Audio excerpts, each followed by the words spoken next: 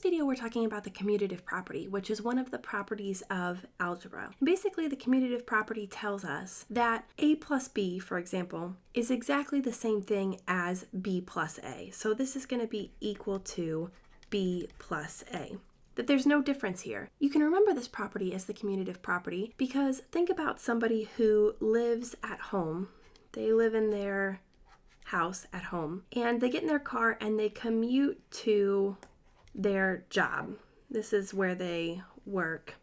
This is their office building, and every day they have their commute. They commute from home to work and then they commute back again. Whether they start from home and drive to work or start from work and drive to home, the distance between the two is the same. That doesn't change. So just because you flip the order doesn't mean you change the distance that you're actually driving. And this is kind of the same thing, right?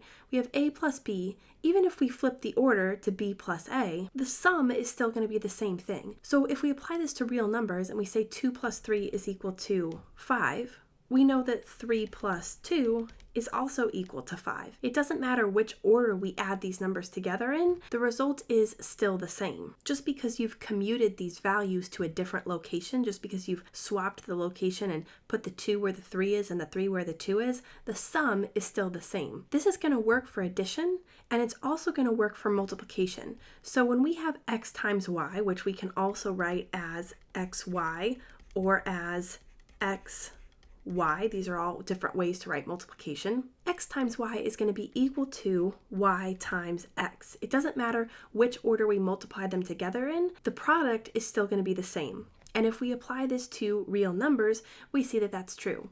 We know 4 times 6 is equal to 24.